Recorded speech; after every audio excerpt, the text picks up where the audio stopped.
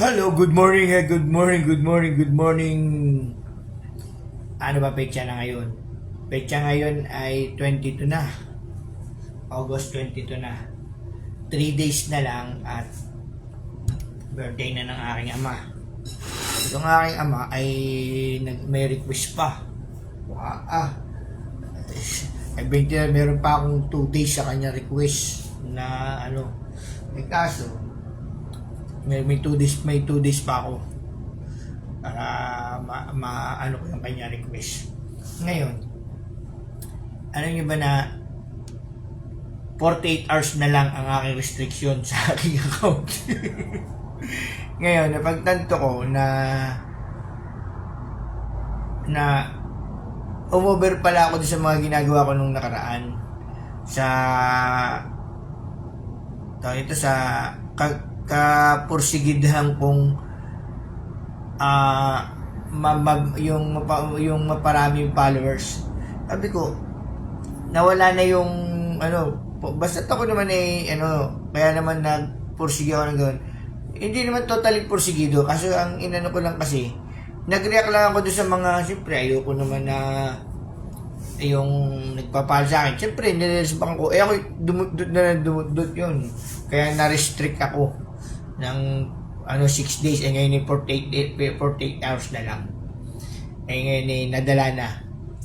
Noong una oras lang, ngayon araw na. Ngayon gagawin ko na lang, babalik na sa dati. Tama pala siya sabi nila. Sabi nila, pag pumasok ka sa ganitong mundo ng social media, ikaw na rin ang direktor. Ikaw ang direktor, ikaw ang producer, ikaw ang bida, ikaw din ang kontrabida, ikaw din ang extra.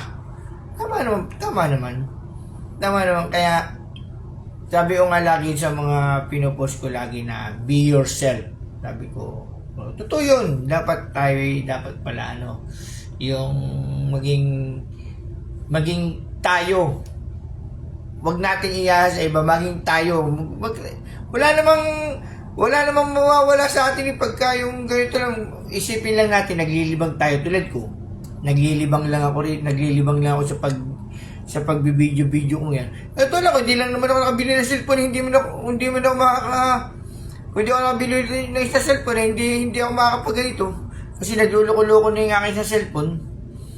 Pero nagagamit ko pa yung isa kong cellphone. Kaya lang medyo ako nahihinaan sa kanyang yung sa cellphone ko. Ginagamit ko na lang ito pang ko. Okay pa naman siya. Kaso, siyempre, alam naman natin na ito. Ginagamit ko pa naman siya. Itong aking isang cellphone na to. Kaso, siyempre, medyo na siya, yung mababa na po ang niya, kaya pinalitan ko na ng isa cellphone. Tapos, nakakuha nga ako. Tama nga naman. Tapos na review ko pa yung aking Facebook account. Sabi ko, ginagawa ko na naman pala nung una. Itong mga ito, ginagawa ko na nung una. Kaya lang, hindi ko lang masyadong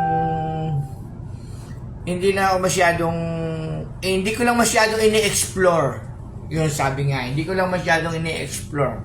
Pero, sabi nga, tama naman siya, sabi nila na huwag kang magmadali. Pero ako naman, hindi mo nagmamadali. Kaya lang talaga lang, gusto ko lang naman na yung effort ng ibang tao ay maibalik ko. Kaya naman ako nagdumut-dut. Gusto ko lang maibalik yung effort nilang ibinibigay sa akin. Kasi ganun po ako. Pag po ako nakatanggap ng isang effort na pinahalagahan na binibigay nila yung effort para sa akin, ibinabalik ko po ng sobra-sobra. Kaya po nasobrahan yun, na-restrict 6 na araw.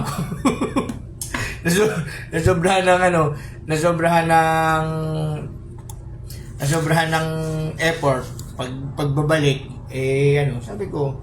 Pero tapos ako ang dami na nag-admit pre-request na yan, hindi ko naman mga ibang lahi. Kaya pero hindi, inaano ko na rin po. akin pong na-stop na naman ako kanina kapipindot ng confirm ay hindi na pinipili naumay na ako magbasa kanina at ako may pasok kaya nung na-stop inayaan ko na muna kaya pasensya nyo sa hindi ko pa na-accept ng mga request kaya lang binabasa ko po kasi muna baka po mamaya mapasukan tayo ng mga tulisan dagat yan tsaka o di kaya ng mga pirata mahirap na alam niyo naman po mahirap din gumawa ng effort niyan pero tama yung sabi nila lagi ko tama yung sabi niya tsaka naisip ko rin na sa paggawa nga naman pala ng content tayo ang director tayo ang producer tayo ang bida tayo ang kontrabida tayo pa rin ang extra tayo pa rin ang utility man tayo lahat kaya sabi ko, be yourself. Maging totoo lang sa sarili natin. Maging totoo lang tayo sa sarili natin. Huwag natin isipin yung kita na makukuha natin. Isipin natin yung masaya tayo. Yun. Isipin natin yung masaya tayo sa ginagawa natin na huwag natin isipin yung kita na bibigay ni Facebook. Kasi hindi natin nalalaman na ginagawa na naman natin yan nung una pa Nung wala pa yung Facebook na yan. Pag tayo napunta sa mga inuman, nagbibideo tayo. Nagagawa natin na pag medyo may lasing-lasing na tayo, nakakapagsayaw-sayaw tayo, nakakapagawa tayo ng hindi natin nalalaman na nagagawa pala natin yung sarili natin, na-explore natin yung sarili natin.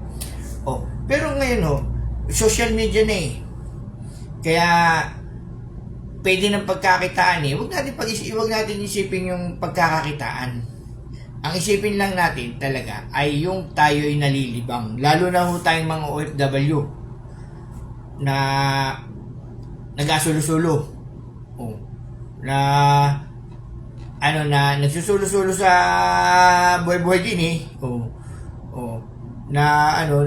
na nabibigyan natin ng nabibigyan natin ng laya at nabibigyan natin ng kasiyahan ng ating sarili na ilalabas natin yung bilang tayo tayo pero magagawa mo pagharap mo pamilya mo pagharap mo mga barkada mo mga pamilya mo hindi siyempre merong hindi nagagawa at meron nagagawa nila ako ito lang po may time na talagang kuya, kung ano yung nakikita nyo sa akin, talagang ginagawa ko. Pag talagang gusto ko, ginagawa ko, pero pag ayaw ko, talagang hindi ako napipilit.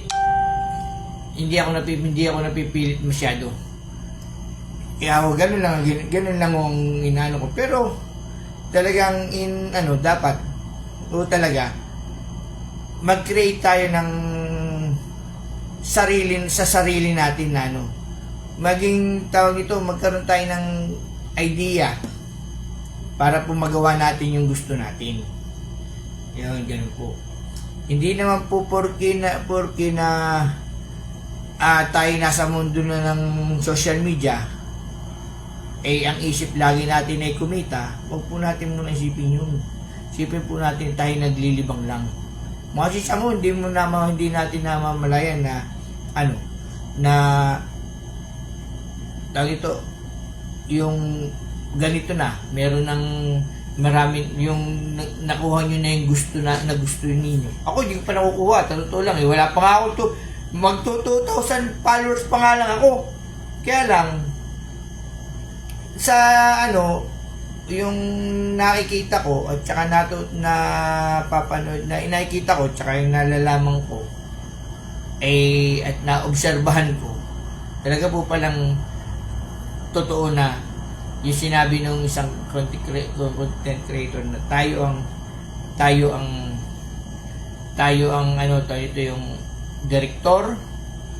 Nakalagay naman po diyan sa atin hindi ko tayo nagbasa, tayo ang director, tayo ang creator, tayo ang producer, tayo ang bida, tayo ang kontrabida, tayo ang extra, tayo ang utility, tayo ang lahat ng gagawa ng may ilalagay natin yan para tayo masiyahan. Saka huwag natin isipin yung kitaan diyan. ang isipin natin ay tayo gumagawa ng kasiyahan. Hindi para sa ating sarili at saka para sa ating kapwa. Yung mapanood ko ba kanila tapos yung makasalubong kanila tulad ko. Ako po, hindi man po sa pagano. Kakampo, pag ako po yung lumabas ng, lumabas, bihira po lumabas Lalabas lang po, pag may bibilin, mag-CR, pag ako yung lumabas sa bakalan, nakita po ako ng mga kasamahan ko na ibang lahi. Nandiyan, mga kaibigan ko. Nila ako, natutuwa sila sa akin. Kasi nakikita na papanood daw nila ako sa Facebook. Kasi nga, minsan ini-interview ko yung mga kalahay nila, mga India, mga Bengali, mga Pakistan, ini-interview ko. Nakikita na papanood daw nila ako. Ay, natutuwa naman ako na may fans ako. May fans ako. Kaya, tingnan ko, konti pa lang, kung hindi pa ako kilala, may fans na ako. Ibang lahi, abroad pa. Hindi, masaya. Masaya ang feeling ko. Dahil po, gano'n, nasisiyahan ako dahil kaya ako nasisiyahan dahil nga po nakakapagbigay ako ng saya. Yung aking pamangkin nanonood. Hello Nini. Yung aking pamangkin nanonood po sa akin. Kamusta diyan sa atin? Mag-aral mabuti. Kaya ayan sinasabi ko lagi ko pong isinishare ko lang po pala yung aking pong naobserbahan sa ilang linggo kong pagbibideo. Ilang linggo kong pakikipaglaro at paghahanap ng nakita kong kasiyahan sa aking ginagawa. Nung una, pagdat sa kwarto lang ako, na-expire na nga internet ko. Na-expire na ako kasi hindi na maupo. Na-expire na sa walang ginagawa. Doon ako sa kwarto, nasa kiniligod ko pagkahihiga. Ngayon nakakita ko ng ganitong nakita ko pa yung aking account na consistent siya doon sa lakar sa umiikot ngayon sa social media. Kaya nakipaglaro na rin ako. Kaysa naman yung nakikipaglaro ko nung wala akong kalaro. At least kahit pa paano meron akong kalaro. Yung mga viewers ko, yung mga followers ko, kalaro ko. Ganun lang. Ganun lang po, yung aking isinishare sa inyo na consistent na nalaman ko. At saka malalaman ko pa. Malalaman ko pa kasi bago ako gumawa ng nagbabasa po muna ako, nanonood ako, nakikinig ako. Kaya sabi nga nila tuloy mo lang yan. Pero kung minsan ako nananawa na rin, sa totoo lang, nananawa na rin ako pag minsan, ay sa content po, maraming magagawa content. Sabi ko nga doon sa asawa ko, yung isang butil na bigas pwede mong gawing content. Marami kang magagawang content kasi nga ikaw ang director, ikaw ang creator, ikaw lahat to ang bida diyan sa social media, sa sarili mo. Sabi nga, ito ang itlog, pwede mong gawa ng content Kaya sabi nila wala tayong magagawang content, meron lagi. Kaya pag minsan ako nananawa na rin, alam yung bakit. Lagi ko na lang mukha nakikita ko. Kaya paminsan ako nagmamas ng gano'n, nagmamas na. Hindi, pero totoo lang, nung una, hindi po makikita mo ako talaga, lagi po ako nakamas. Hindi po ako nagtatanggal bihira ako magtanggal ng mask ko. Kasi nga po, una sa sobrang init dito, Crystal Lisa, may mga pamangkin ko nanonood sa akin Ayun, shoutout dyan sa Taguig, dyan sa mga tsahay natin diyan, tsaka yung mga pamangkin ko. Tingnan mo, yung aking pamangkin, si Shane.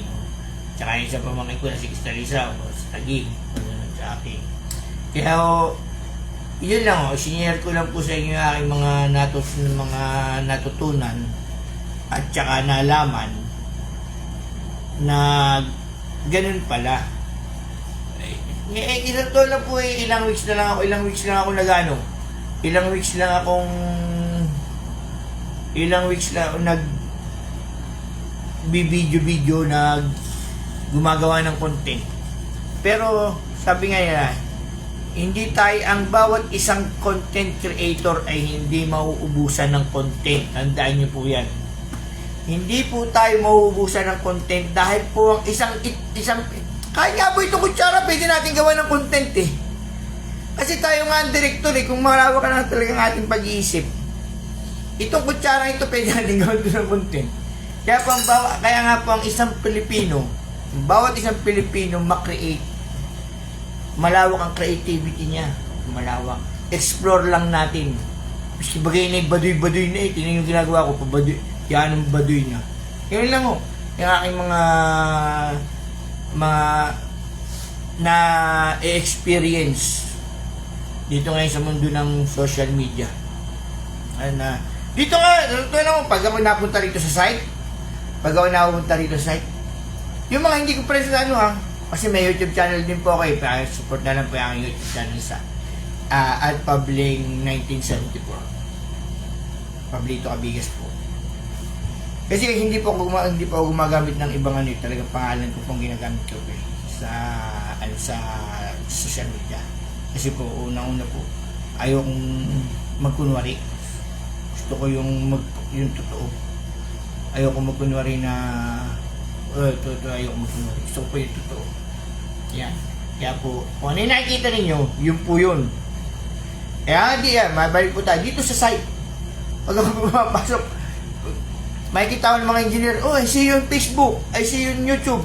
Natutuwa naman po ko, asar sa kasarap, miski pagod na pagod ka na, miski pupunta ka pala para mapagod pala, hindi pala pagod pa ba, ako pala papasok eh. Maanohan mo na, meron pa na nanonood sa akin. Meron pa lang nanonood na gano'n. Ang sarap lang pong pakinggan, ang sarap lang po sa kalooban na meron pa lang nakaka-appreciate na ibang na kahit na ibang lahi na ano. Yun po ang aking ipinaparating po sa mga manonood po nitong at saka narito na sa mundo ng social media na lagi po natin tandaan na hindi po tayo mawawalan ng content.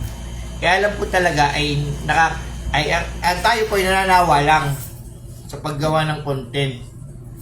Nananawa lang po tayo. Siyempre, lagi mukha natin nakikita natin ako. Totoo lang po yung mukha ko. Ako nanawa na sa aking mukha pag nakikita ko diyan. Kaya pag minsan yung mga old video ko na lang ang sinishare ko. Ang aking mga sinishare ko, ako natutuwa rin. Kaysa lagi na lang ako manood ng mga pelikula, yun din naman ang pinanood ko. Hindi panoorin ko na yung sarili ko tsaka yung asawa ko. Nakikita ko diyan sa social media. Nakikita ko yung dapat namimiss ko yung nakikita ko diyan sa Pilipinas. Namimiss ko yung namimiss ko tuloy yung Pilipinas, no. Kasi 5 years na ako hindi na uwi. Gusto ko na umuwi. Ngayon po. Ayun, kaya sinishare ko sa inyo, natutuwa ako at nakikita ko yung minsan na nakikita ko, napapanood ko diyan sa social media, yung kaganapan diyan sa Pilipinas. Yung mga lugar, yung mga sa mga kapwa ko content creator. Kailan na naman ako nag-content na yun Almost 4 weeks lang. Almost 4 weeks lang ako bibidyo ganyan. Tapos pag ganit kung kami kasama rin, kaya pa yung pag-video. Kaso ako nagkasulo-sulo. Tapos pagdating ko ng room namin, nagkasulo-sulo rin ako pag minsan sa umaga. Pag pang-umaga yung hindi sa umaga ako sulo-sulo. Pag pang-gabi sa gabi ako sulo-sulo rin. Ito na, pag ginagawa ko, nag-iisip ako ng magandang magagawa ko. Kaysa naman ako gumawa ng walang kwenta. Ito, may kwenta kahit pa paano. Pagdating ng panahon, may kwento na. Kaya nga sabi ko nga, pag gumawa tayo ng isang walang kwentang bagay, pagdating ng panahon, may kwento na. Tingnan nyo, hindi pa may kwento na ako. Kaya nga, sabi nga natin maging totoo lang tayo sa ating sarili. Tayo ang direktor ng ating sarili. Social media yan eh. At tayo po ang bida ng ating sarili. Hindi po yung ibang tao. Hindi po yung kapitbahay natin, hindi po yung tayo po ang bida ng ating sarili at direktor ng ating sarili sa ating ginagawang ito. At huwag niyo pong sasabihin na naubusan na tayo ng magagawang content. Sabi nga sa inyo, ito nga pong isang itlog na to, lahat po ng bagay na mahahawakan nyo, pwede nyo gawing content. Oh. Lalo binibigay 60 minutes at saka 90 minutes. Oh, magagawa nyo yan ng content lahat. Oh. Ay, isa na pagkain ko, itlog na naman natira. Hindi, may saging pala ko. Oh, yan masasabi ko na diretso lang, dahil lang. Sabi ganoon. Kaya lang, video ko na umay na rin nga po. Ito lang. Lagi ko na lang mukha ang nakikita ko eh. Ano ba naman to? Pero kahit pa paano magbabago rin yan. Kaya babay na po. Good morning po sa inyo lahat. Sana po itong aking video ay maunawaan ng bawat isang nagre-reel at naharap sa camera. Ito po ay base po sa aking sarili at sa aking pong mga nakita at nalaman at napanood, nabasa, ay pinagtugma-tugma ko po ay may tama at may mali, pero ang kinuha ko po ay yung tama. Kaya po ang akin yung tama para sa ating sarili. Kaya nga po ito lagi natin tatandaan na tayo po ang direktor, tayo ang producer, tayo ang bida, tayo ang kontrabida, tayo rin ang mga utility, tayo ang cameraman, tayo po ang gumagawa ng ating sarili. Sa ating sarili. Kaya po mabuhay po tayo lahat. Good morning po yan sa Pilipinas. Thank you.